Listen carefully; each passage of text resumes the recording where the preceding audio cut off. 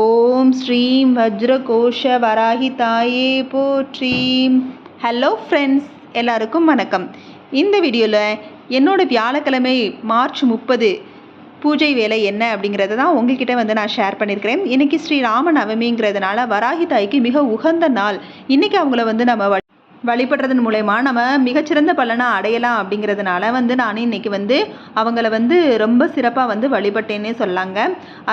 அவங்க முன்னாடி ஒரு ட்ரேயில் வாழலை போட்டு பச்சரிசியை நிரப்பி 9 அகல் விளக்க சந்தன குங்குமம் வச்சு அதில் நெய் தீபம் தாங்க ஏற்றினேன்.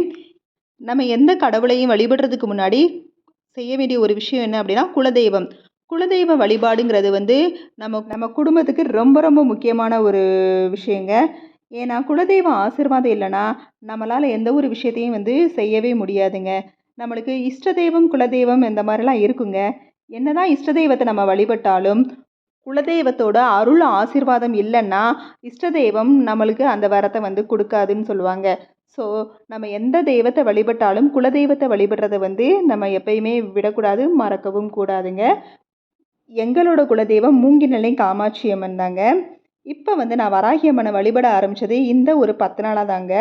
10 நாளைக்கு முன்னாடி தாங்க எங்கள் வீட்டுக்கு வந்தாங்க. ஒரு 20-25 நாளைக்கு முன்னாடி தாங்க இவங்களை பற்றி நான் கேள்விப்பட ஆரம்பித்தேன்.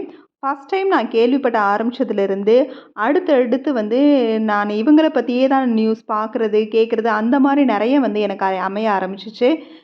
யூடியூப்பில் சர்ச் பண்ணாமலே இவங்களோட படம் வர்றது, இந்த மாதிரி நிறைய விஷயங்கள் என்னை அவங்களோட படத்தை வாங்கணும், பூஜிக்கணும் அப்படிங்கிற எண்ணமே எனக்கு தோணிக்கிட்டே இருந்ததுனால எனக்கு ஏதோ அவங்கள பூஜை செய்யணும், என்னை நீ நம்புன்னு சொல்லி கடவுள் என்னை சொல்கிற மாதிரி, என்னை வாங்கி பூஜை செய்யின்னு சொல்கிற மாதிரி எப்போ இந்த படம் வாங்கணும் அந்த எண்ணமே எனக்குள்ளே வந்ததுனால தாங்க நான் இப்படி வழிபட ஆரம்பித்தேன். சொல்லப்போனால் ப்ராப்பராக வழிபடுறது இன்றைக்கி தாங்க.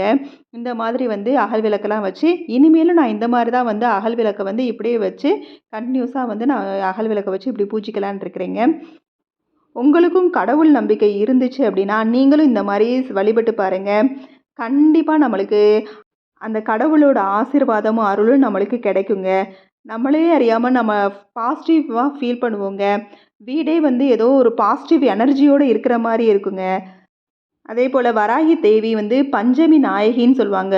ஸோ பஞ்சமி அன்னைக்கெலாம் அவங்கள மனமுவந்து வழிபட்டோம்னா கண்டிப்பாக நினச்சது நிறைவேறும் அப்படின்னு சொல்லுவாங்க. நான் இன்றைக்கி ஒரு 3 வேண்டுதல் வச்சு தாங்க இந்த பூஜையை நான் செஞ்சுருக்கிறேன். என்னோடய 3 கோரிக்கையை அம்மா ஏற்று அந்த விஷயத்தை நடத்தி கொடுப்பாங்கங்கிற நம்பிக்கையோடு நான் இன்றைக்கி என்னோடய பூஜையை செஞ்சுருக்கிறேன். இது பூஜையெல்லாம் முடிஞ்சிருச்சுங்க. இப்போ ஒரு 10 நிமிஷம் கடவுள் முன்னாடி உட்காந்து வராகி தேவி பற்றி சில போற்றி இருக்குதுங்க. அதை நான் படிச்சுட்டு தாங்க பூஜை அறை விட்டு போவேன். இந்த வீடியோ பிடிச்சிருந்தா லைக் பண்ணுங்கள், ஷேர் பண்ணுங்கள், கமெண்ட் பண்ணுங்கள். மறக்காம நம்ம சேனலை சப்ஸ்கிரைப் பண்ணுங்கள்.